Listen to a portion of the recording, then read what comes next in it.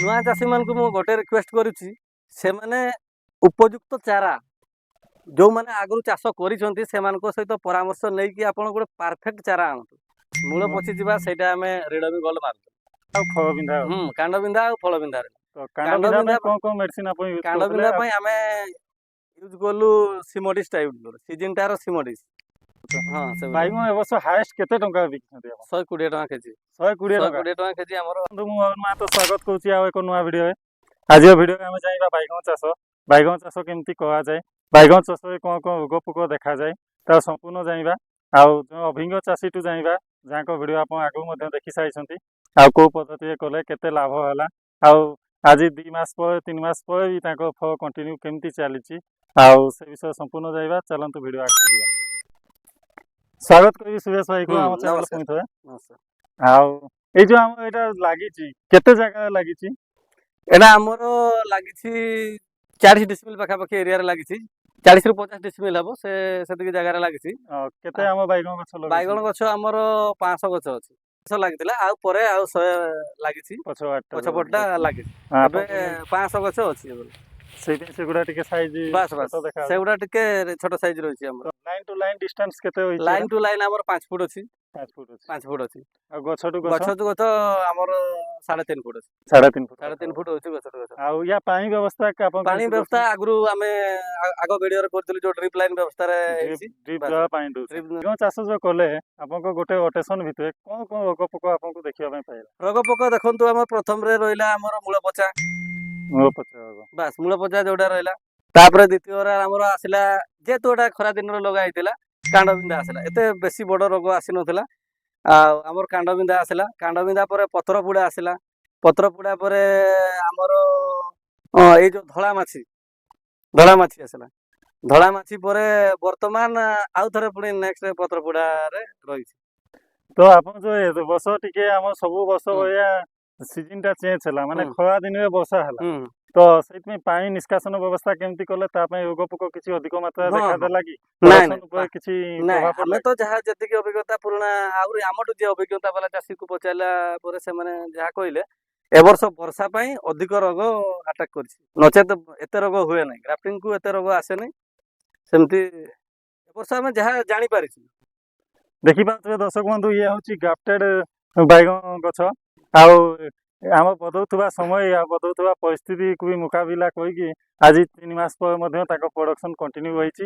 ଆଗକୁ ମଧ୍ୟ ଆମେ ଏଇ ଫିଲ୍ଡରେ ଭିଡ଼ିଓ କରିସାରିଛୁ, ଯେଉଁମାନେ ଦେଖିନାହାନ୍ତି ଦେଖିଦେବେ, ସମ୍ପୂର୍ଣ୍ଣ ଭିଡ଼ିଓ ଅଛି ଆମ ଚ୍ୟାନେଲରେ।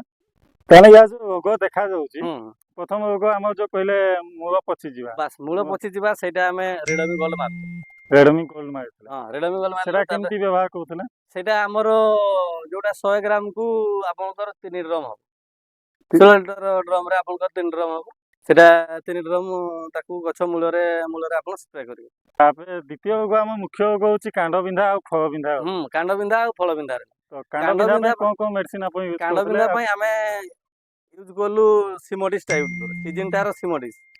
ଆମେ ବିଶେଷ କରି ଫୋକସ କଲୁ ସିଜିନଟା ଉପରେ, ଆମେ ଟିକେ ଅଧିକ ଫୋକସ କଲୁ। ଆଉ ରେଜଲ୍ଟ ବି ଅଧିକ ପାଇଛୁ। ଟାଟା ସିଜିନଟା ଦିଟା କାମ କରେ, କିନ୍ତୁ ଆମେ ସିଜିନଟା ଉପରେ ଅଧିକ କାମ କରେ। ଆଉ କଣ କଣ ମେଡିସିନ ୟୁଜ କରୁଛନ୍ତି? ସିଜିନଟା ଆମର ଯୋଉଟା ରହିଲା ଆମର ସବୁ କାଣ୍ଡ ବିନ୍ଧା ପାଇଁ, ଆଉ ତା ସହିତ ଫଳ ପାଇଁ ବି ସେଟା ବ୍ୟବହାର କରୁ। ତାପରେ କିଛି ଦିନ ପରେ ଯୋଉ ଆମର ଆସିଲା ପତ୍ର ପୋଡା ଯୋଉ ଆସିଲା, ପତ୍ର ପୋଡା ପାଇଁ ଆମେ ସାପଟା ମାରିଥିଲୁ। ସାପ ବି କାମ ଦେଇଥିଲା। ତାପରେ ଆମର ଯୋଉ ଧଳା ମାଛି ଲାଗିବା, ଦେଖିବେ ଆପଣଙ୍କର ଗଛରେ ଛୋଟ ଛୋଟ ଧଳା ମାଛି ଲାଗିଲା। ସେ ଧଳା ମାଛି ପାଇଁ ଆମେ ଦେଲୁ ହୁଲାଲା। ଆଉ ଏମିତି ଅଛି କି ପତ୍ର ମୁଡି ହେବା, ସେ ଲକ୍ଷଣ ତ ଦେଖା ଯାଉନି ଆପଣଙ୍କ କୋଉଠି? ପତ୍ର ମୁଡି ହେବା କଥା, ସେ ପତ୍ର ମୁଡିବାଟା ବି ଗୋଟେ ଅଛି, ଯୋଉଟା କି ଆମ ଆଡମିର ମାରୁଥିଲୁ ପତ୍ର ମୁଡା ପାଇଁ। ଛୋଟ ବେଳେ ସେଇଟା ଅଧିକ ଆଟାକ କରେ, ବଡ ହେଲା ପରେ ଏତେ ସେଟା ଆଟାକ କରିପାରେ ନାହିଁ। ନହେଲେ ପତ୍ର ଆପଣଙ୍କର ପୁରା ମୋଡି ହେଇଯିବ, ଛୋଟ ଛୋଟ ଟାଇପ ର ରହିବ।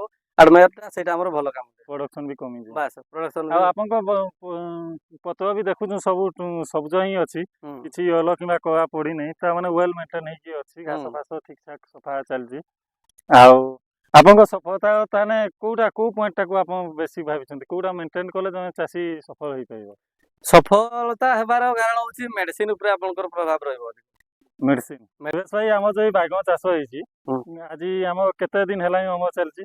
ଆମର ଦେଖ ଜୁନ 5 ତାରିଖରୁ ଆମର ଅମଳ ଚାଲିଛି ଆଜିକୁ ଆମର 3 ମାସ 5 ଦିନ ହେଇଗଲା। 3 ମାସ 5 ଦିନ 3 ମାସ 5 ଦିନ ହେଇଗଲାଣି। ତ ମଝିରେ ସେଥିରେ ପ୍ରାୟତଃ ଆମର ହେଇଯାଇଛି 30 କ୍ୱିଣ୍ଟାଲ ପାଖାପାଖି ପ୍ରଡକ୍ସନ ହେଇଛି। ଭଲ ବାଇଗଣଟା। ଭଲ ବାଇଗଣ। ଆଉ ଭଲ ବାଇଗଣ ସେତିକି ବାହାରିଲା। ହଁ ପୁକୁରା ଭଲ ବାଇଗଣ ବାଇଗଣ ପୋକରା ଏମିତି ପୋକରା ଯଦି ଆମେ ମିଶେଇବା ତାହେଲେ ଅଧିକ ହେଇଥିବ ଆଉ। ସେଗୁଡା ବି ତ କରୁଛ। ହଁ ସେଗୁଡା ବାଇଗଣ ଏ ବର୍ଷ ହାଏଷ୍ଟ କେତେ ଟଙ୍କା ବିକିଛନ୍ତି ଆପଣ? 120 ଟଙ୍କା କେଜି। 120 ଟଙ୍କା। 120 ଟଙ୍କା କେଜି ଆମର ହାଏଷ୍ଟ ଥିଲା। ଆଉ ସବୁଠୁ କମ କେତେ ଟଙ୍କା ଲଟା ବିକିଛନ୍ତି? ଆମର 40 ଟଙ୍କା ସବୁରୁ ଲଟା ଅଛି। 40 ଟଙ୍କାରୁ ତଳକୁ ଯାଇନି। ଏ ବର୍ଷ ଯାଇନି। ଏ ବର୍ଷ ନା। ବାଇଗଣ ବହୁତ ହାଇ ରେଟ୍ ବାସ୍। ହୋଇଥିଲା ଆଉ 120 ଟଙ୍କା ହଁ ପାଖାପାଖି ହାଏଷ୍ଟ। ଆମର ଏଟା ବି ଆପଣଙ୍କର ଯୋଉ 30 କ୍ୱିଣ୍ଟାଲ ପ୍ରାୟରେ ଆମେ ଯୋଉ କହିଛୁ ସେଟା ଆମେ 40 ଟଙ୍କା କିଲୋରେ ଆପଣଙ୍କୁ ଆଭରେଜ କରାହେଇଛି। ଆଚ୍ଛା ତାଠୁ ବି ଅଧିକ ହେଇଥିବ ସେଥିରେ। ଠିକ ଅଛି ଆମେ ଆକୁ ଯିବା। ତ ଆପଣଙ୍କ ଯୋଉ ଇଏ ଆପଣ ରିଟେଲରେ ବିକ୍ରି କରୁଛନ୍ତି ନା ହୋଲସେଲ ବିକ୍ରି? ନା ଆମେ ନିଜେ ବିକ୍ରି କରୁଛୁ। ନିଜେ ମାନେ ନିଜେ ସଂଗ୍ରହ ବିକ୍ରି କରୁଛୁ। ବାସ୍ ତ ସେଇଥିପାଇଁ ଆପଣଙ୍କୁ ମାର୍ଜିନ ଟା ଅଧିକ ମିଳୁଛି। ବାସ୍ ମାର୍ଜିନ ଅଧିକ ମିଳିପାରୁଛି ଆଉ। ତ ଯଦି ଆମେ 40ରୁ ଦେଖିବା ତାହେଲେ ଏଭରେଜ ତଥାପି 60 ଟଙ୍କା ପାଖାପାଖି ଆମର ଯିବ। 60 ଟଙ୍କା ଆଭରେଜ ଆସିବ। ତ ଆମେ ସେଟାକୁ କମ୍ପଲସରି ଯେହେତୁ ଆମର ଔଷଧ ପତ୍ର ଯାହା କିଛି ଲାଗୁଛି ସେଇଟାକୁ ଆମେ ତା ଭିତରେ ଆଡ୍ କରିଦଉଛୁ ଆଉ। ତ ଏଠୁ ଆପଣ ଯିବା ପାଇଁ କେତେ ବାଟକୁ ଯାଇକି ଆମେ ଆମକୁ 15-17 କିଲୋମିଟର କରଞ୍ଜିଆରେ ଯାଇକି ବିକିବା ପାଇଁ ପଡୁଛି। ତାପରେ ଆମର ଲୋକାଲ ଯୋଉ ହାଟ ଅଛି ଲୋକାଲ ହାଟ ଗୁଡାରେ ବି ବିକ୍ରି କରିବା ପାଇଁ ପଡୁଛି। ଆଚ୍ଛା ତାହେଲେ ବାଇଗଣ ବିକିବା କିଛି ଇଏ ନାହିଁ? ନା ବାଇଗଣ ବିକିବାର କିଛି ପ୍ରୋବ୍ଲେମ ନାହିଁ ଏ ବର୍ଷ ବହୁତ ପାଇଁ। ଡିମାଣ୍ଡ ବାଇଗଣର ଏ ବର୍ଷ ଡିମାଣ୍ଡ ଅଛି। ତା ସହିତ ଆମର ଯୋଉ ଲାଗିଛି ଚାରାଟା ଅକ୍ସିଦାଟା ୟାର ଟିକେ ଅଧିକ ଡିମାଣ୍ଡ। ତ ଇଏ ଥିଲା ଆଜିର ଭିଡ଼ିଓଟି। ଆଉ ଯଦି ଭିଡ଼ିଓଟି ଭଲ ଲାଗିଥିବ ଲାଇକ୍ କରନ୍ତୁ, ସେୟାର କରନ୍ତୁ, କମେଣ୍ଟ କରିକି ଜଣାନ୍ତୁ। ଆଉ କୋଉ ଚାଷ ବିଷୟରେ ଆପଣ ଜାଣିବା ପାଇଁ ଚାହୁଁଛନ୍ତି ଆମେ ଆପଣଙ୍କୁ ସେଇ ବିଷୟରେ ନେଇକି ଆସିବୁ। ରହିଲି, ନମସ୍କାର।